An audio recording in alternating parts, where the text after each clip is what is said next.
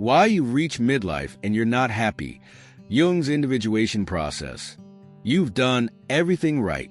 Built a career, formed a family, checked all the boxes that were supposed to lead to a fulfilling life. Yet, something feels off. A quiet but persistent sense of dissatisfaction lingers beneath the surface. It's not about external success. Maybe you've achieved more than you ever imagined, but an inner restlessness that you can't quite explain. It's as if the life you worked so hard to create no longer feels entirely yours. Carl Jung understood this moment as a critical turning point, a crossroads where the self you presented to the world begins to crack, revealing something deeper underneath. This is not failure, nor is it a crisis to be feared. It's an invitation, a call to explore the hidden layers of your psyche and reconnect with the parts of yourself that have been neglected for decades. Midlife is not just another stage of life. It's a psychological awakening, a moment where you either confront your truth or continue living a life that no longer fits. This audiobook will guide you through Jung's concept of individuation, a process that helps you rediscover meaning, integrate the parts of yourself you've ignored, and finally step into the person you were meant to be. As you listen, whether while sipping your morning coffee or taking a quiet walk, you'll start to see midlife not as a crisis, but as an opportunity. If you find this journey intriguing, subscribe to the channel, hit the like button, and leave a comment. We release new book summaries every week, filled with insights that can change the way you see your life. Now, let's begin. The Midlife Crisis, a Call to Transformation, Part 2. At some point, without warning, life feels different. The same routines, the same responsibilities, the same familiar faces. None of them seem to bring the sense of satisfaction they once did. A subtle discomfort settles in, a quiet but persistent feeling that something isn't quite right. On the surface, everything appears fine. You have built a life that others would call successful. You have achieved things that once seemed distant goals. Yet beneath all of it, there is an unshakable sense of restlessness, as if something essential has been left behind along the way. This shift doesn't happen overnight. It creeps in slowly, disguised as boredom, fatigue, or even a sudden lack of interest in the things that once excited you. The books you used to enjoy now sit unopened. The conversations that once felt meaningful now seem repetitive. You find yourself staring out of a window longer than usual, wondering what exactly has changed. But nothing external has changed. It's something within you that is stirring, something that refuses to be ignored any longer. Carl Jung saw this as one of the most significant moments in a person's life. He didn't view it as a crisis in the way modern culture portrays it. It's not about buying a sports car or making drastic, impulsive changes to regain a lost sense of youth. It's something far deeper, something inevitable. It's the moment when the self you have carefully constructed begins to fracture, revealing parts of yourself that you had long forgotten, or perhaps never truly known. For years, you played your role well. You built a life according to the expectations of society, family, or even your own past ambitions. You created a version of yourself that was acceptable, reliable, and successful. That version of you worked hard, met obligations, and did what was necessary to build stability. But now, the cracks in that version of yourself are becoming impossible to ignore. The things you once believed would bring lasting happiness have turned into obligations, and the identity you have spent years reinforcing suddenly feels like a mask that no longer fits. Jung called this the moment of transition between the first and second halves of life. The first half is about construction, building a career, forming relationships, finding a place in the world. It's about developing an identity that helps you function within society. But at some point, the strategies that worked so well for decades stop working. The rewards that once felt meaningful now feel empty. The life that made perfect sense now feels disconnected from something deeper within you. This isn't failure. It's not a mistake. It's an inevitable shift, a natural evolution of the psyche. What you are experiencing is a call to move beyond the external world and begin a journey inward. Midlife is the moment when you are asked to stop defining yourself by what you have done and start understanding yourself for who you truly are. It is a confrontation with the self that you left behind in order to survive the demands of the world. Ignoring this call is tempting. The easiest response is to distract yourself, to double down on familiar patterns, to keep pushing forward as if nothing has changed. Many people do. They work harder, chase new achievements, or convince themselves that a change in circumstances will resolve the discomfort. But no external change can satisfy an internal need. The more you run from it, the more persistent it becomes.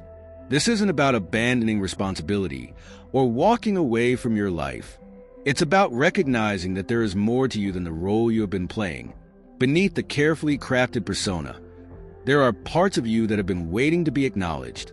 There are passions you set aside, dreams you dismissed, emotions you silenced to fit into the world around you.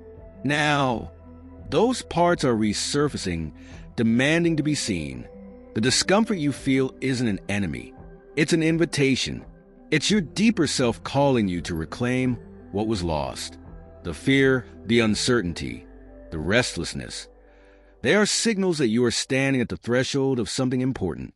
This isn't the end of meaning. It's the beginning of a new kind of meaning, one that isn't dictated by the outside world, but by something much more authentic. Jung believed that this stage of life wasn't about decline, but about transformation. He saw it as the point where real psychological growth begins, where the process of individuation takes shape. Individuation is not about rejecting the life you have built, but integrating the parts of yourself that were left behind. It is about becoming whole, about understanding that you are more than the identity you created to function in the world. It is about finally answering the question, who am I beyond my achievements, my responsibilities, my past choices? This question isn't meant to be answered quickly. It unfolds over time, in moments of reflection, in quiet realizations, in choices that align with something deeper. It requires patience, courage, and a willingness to let go of old definitions of success. But the alternative, continuing to live disconnected from your true self, is far more painful. This is not a crisis. This is a threshold. And crossing it means stepping into a version of yourself that is not defined by the expectations of others, but by the truth that has always been within you.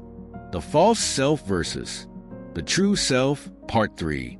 For most of your life, you have carefully shaped an identity that allows you to function in the world. This identity is made up of the roles you play, your job, your relationships, your responsibilities. It is the version of yourself that others recognize, the one that has been reinforced by years of experience, expectations, and habits. It feels solid, familiar, and for a long time, it has been enough.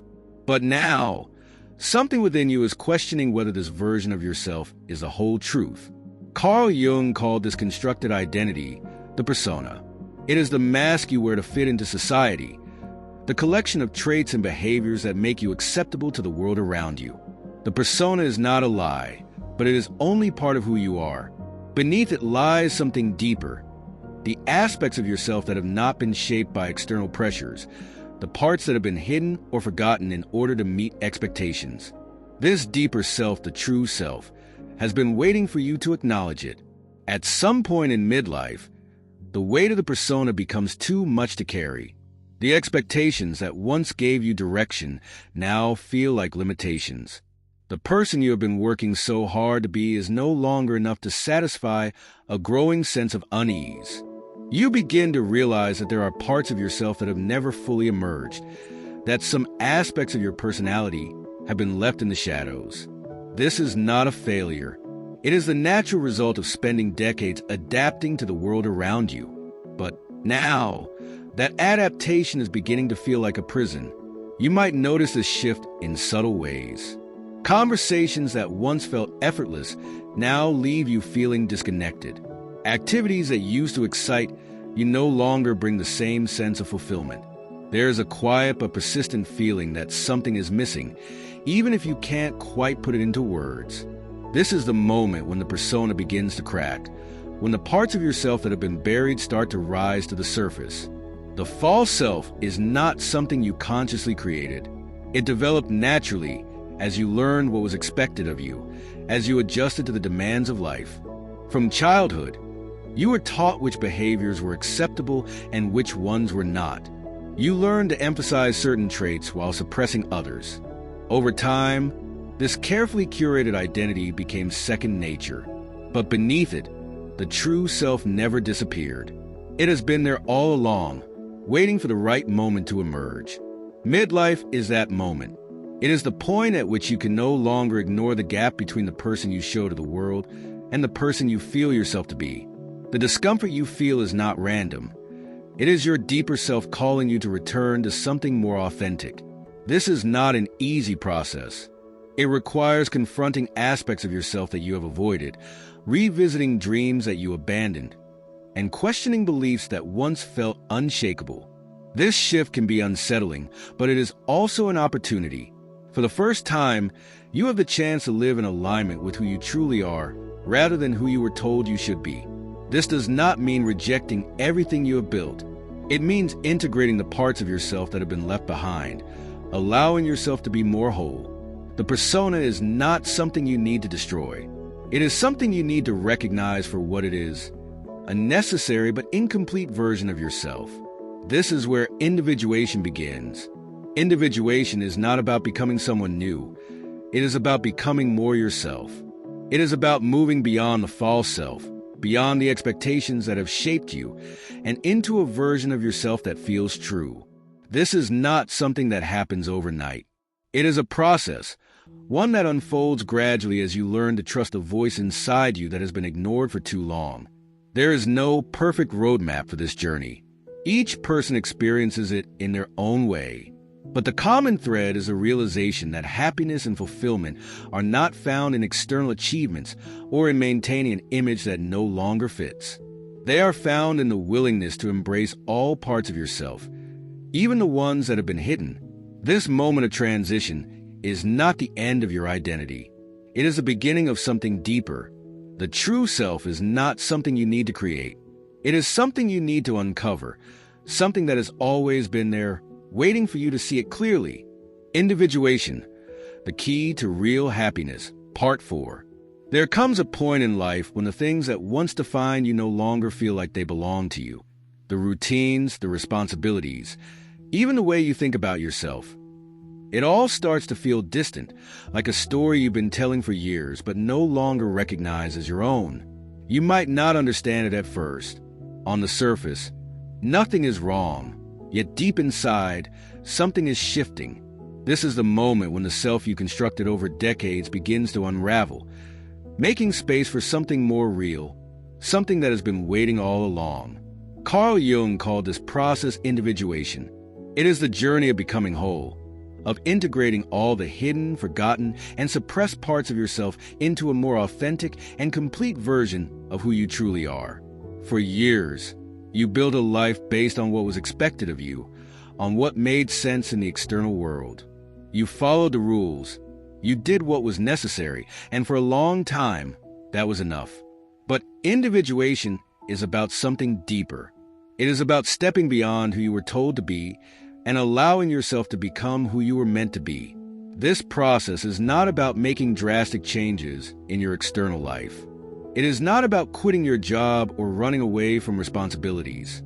It is about turning inward and understanding yourself in a way you never have before. It requires you to face the parts of yourself that have been buried under years of conditioning, the emotions you ignored, the dreams you abandoned, the desires you told yourself were impractical. Individuation is not about rejecting the life you have lived so far, but about expanding it, about making room for a more complete version of yourself. There is a reason this shift happens in midlife. In the first half of life, your focus was outward. You built your identity by adapting to the world around you. You learned what was acceptable, what was rewarded, what was necessary to survive and succeed. But at some point, this way of living becomes limiting. The strategies that once worked no longer feel right. The identity that once felt solid begins to crack. This is not a failure. It is an invitation. Life is asking you to stop looking outward for meaning and start looking inward. This journey is not easy. The moment you begin to question the self you have known for so long, fear arises. The mind resists change, clings to the familiar, even when the familiar is no longer fulfilling. You might feel the impulse to push these thoughts away, to distract yourself with work, entertainment, or obligations. But the more you ignore this call, the stronger it becomes. Something inside you is asking to be seen, to be acknowledged. The discomfort you feel is not a sign that something is wrong. It is a sign that something is waking up. Jung believed that individuation was the only true path to lasting fulfillment. External success, recognition, and stability can provide comfort, but they cannot replace the need for inner alignment. The deeper self, the one that has been waiting beneath the surface for decades, will not be silenced forever.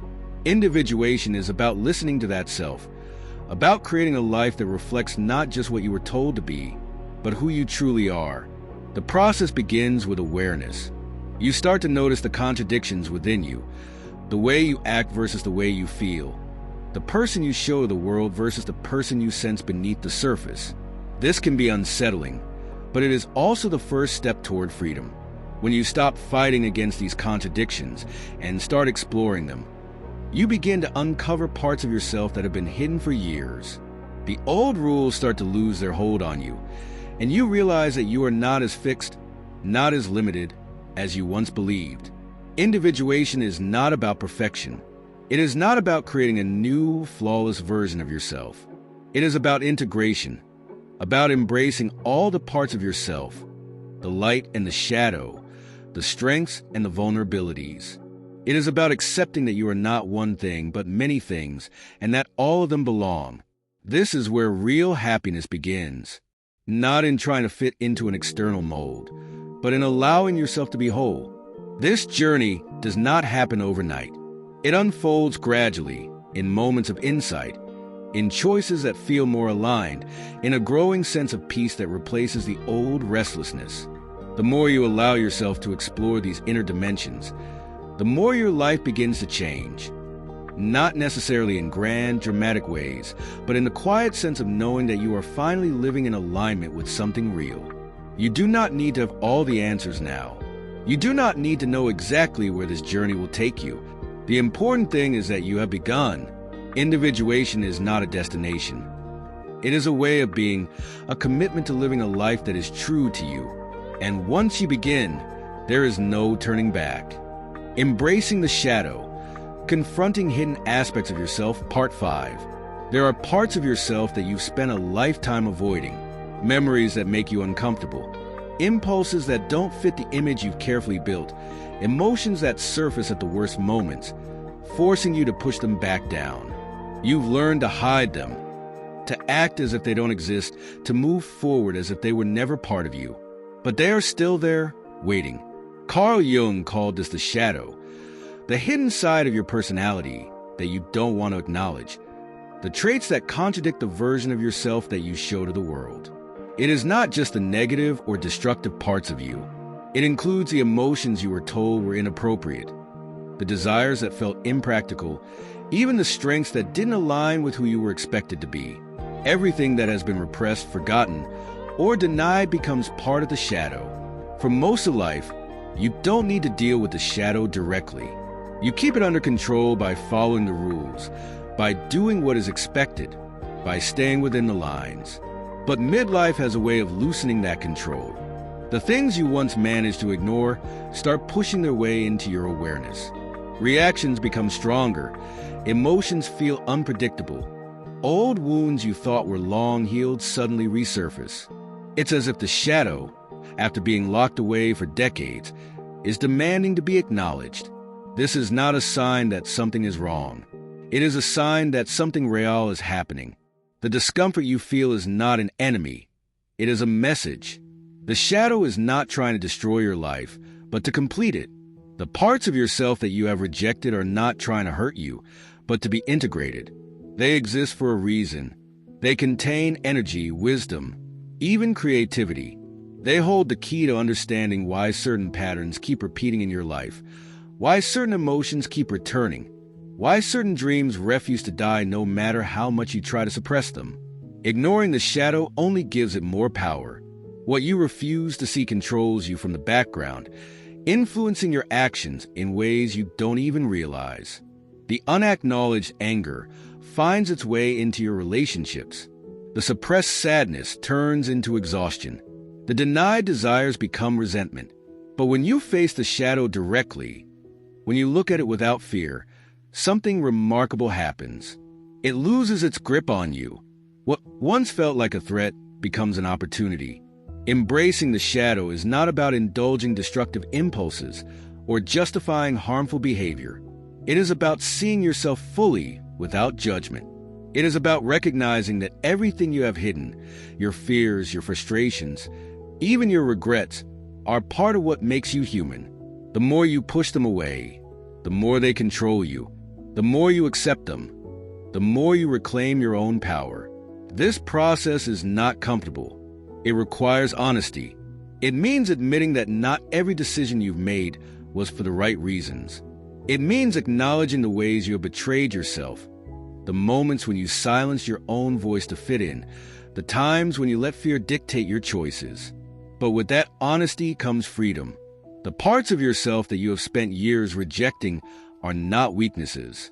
They are pieces of you that have been waiting to return, to make you whole again. There is strength in this.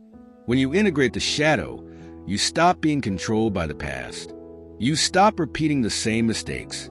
You stop feeling like a stranger in your own life. You become more real, more grounded, more yourself. You understand your own emotions better. You recognize your own patterns. You stop looking outside for validation and start trusting what has been inside you all along. This is where true transformation begins. Individuation is not just about finding meaning or redefining your identity. It is about becoming whole. And becoming whole means bringing back every part of yourself. The light and the dark, the known and the unknown, the parts you have celebrated and the parts you have tried to forget. When you stop running from your own depths, you begin to see clearly. You begin to live with a sense of peace that is not based on external success, but on an inner alignment that nothing can shake. The shadow is not your enemy. It is the part of you that is asking to be seen. The moment you listen, everything begins to change. Reconnecting with meaning and purpose, Part 6. There comes a moment when the search for something more becomes impossible to ignore. The life you've built, the roles you've played, the responsibilities you've carried. None of it disappears, but it no longer feels like enough. There is an emptiness that success, stability, or routine cannot fill. It is not a longing for more achievements, but for something deeper, a sense of purpose that feels real, that is not dictated by obligations or expectations, but by something within you that has always been there, waiting to be remembered. Carl Jung understood that midlife is not about decline, but about rediscovery. It is the moment when the external world, which has been the focus for so long, begins to lose its hold. The things that once defined you, your career, your social identity, the way others see you, start to matter less, while an inner voice grows stronger. This voice is not asking for more accomplishments. It is asking for meaning. It is asking you to look beyond what you've been doing and start questioning why. For much of life, purpose is something external. It is tied to achievement, to meeting expectations, to building a life that looks successful from the outside. But there comes a point when that definition of purpose no longer sustains you. You begin to feel that there is something else, something beneath the surface that has been overlooked. It is not about doing more, but about doing what matters. It is not about proving anything, but about reconnecting with what has always felt true. This search for meaning is not about abandoning your life. It is about deepening it. It is about making space for the things that once felt impossible or unimportant. It is about revisiting the passions you put aside, the ideas that once excited you but never fit into the structure of your life. It is about finding fulfillment in something that is not measured by success, but by a sense of inner alignment. Jung believed that true purpose comes from within, not from external validation. It is not something you create.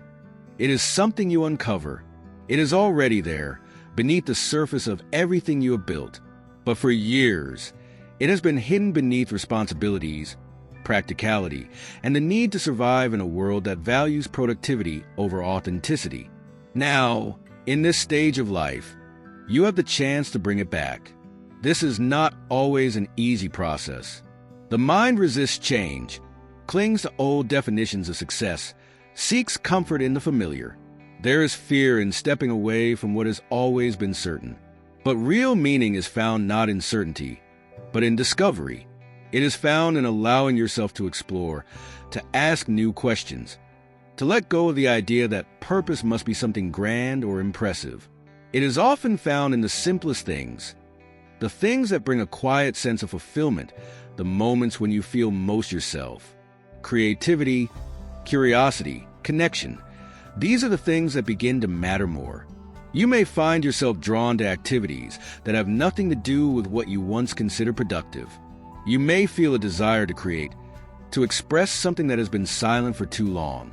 You may find that meaning is not in what you achieve, but in how you experience the world, in the way you engage with life beyond obligation. There is no single path to purpose. There is only the willingness to listen, to follow what feels alive, to trust that what once felt lost can be found again. This is not about reinvention. It is about reconnection. It is about remembering who you were before the world told you who to be, about giving yourself permission to live from that place. When you begin to live with this awareness, everything shifts. The things that once felt urgent lose their weight. The expectations that once controlled you no longer seem important. There is a lightness in realizing that meaning does not come from proving yourself, but from allowing yourself to simply be. The search for meaning is not a luxury.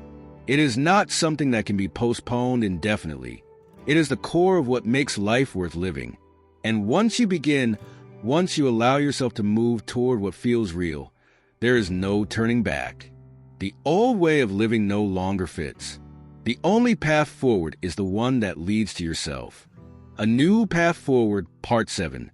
Something inside you has already changed. You may not be able to define it yet, but you feel it.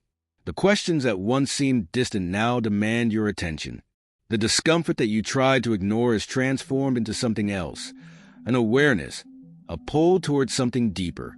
You have spent years building a life that made sense according to the rules you were given, but now you are realizing that some of those rules no longer apply. What once felt certain now feels incomplete. What once satisfied you now leaves you searching for something more. Carl Jung understood that the stage of life is not about fixing what is broken, because nothing is broken. It is not about finding a new external goal to chase or reinventing yourself into someone entirely different.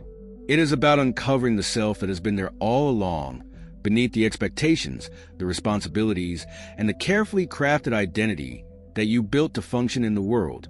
This is not about becoming someone new. It is about becoming whole.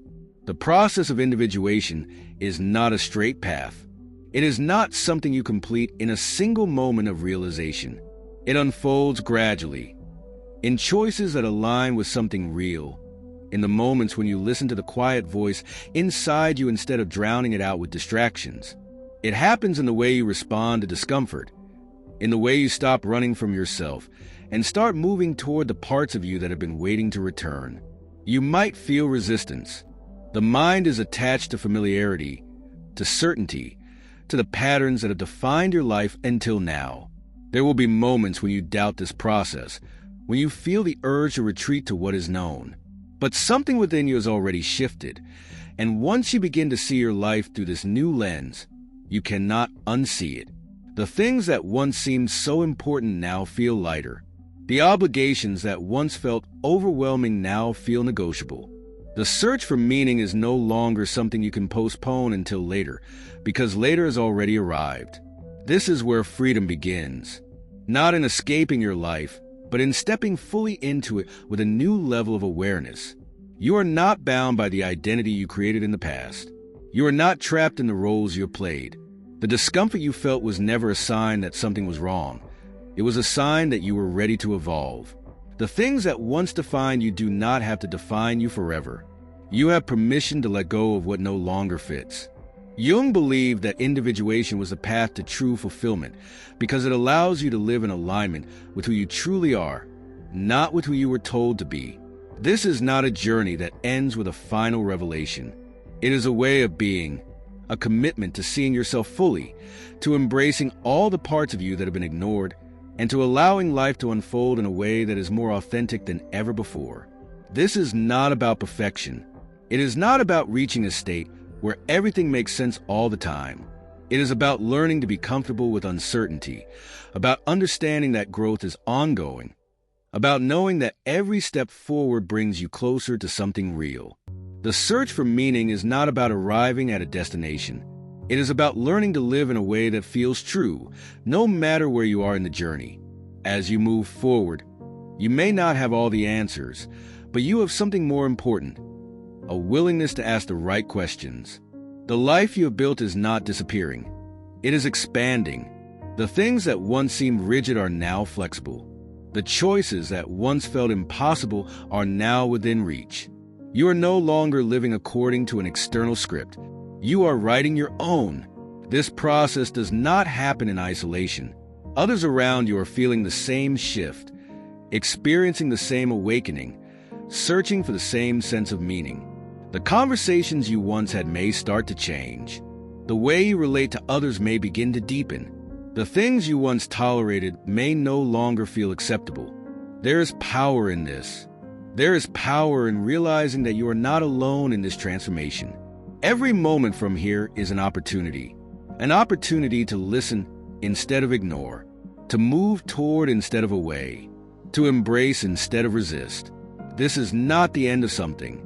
It is the beginning of something else, something more real, more honest, more you.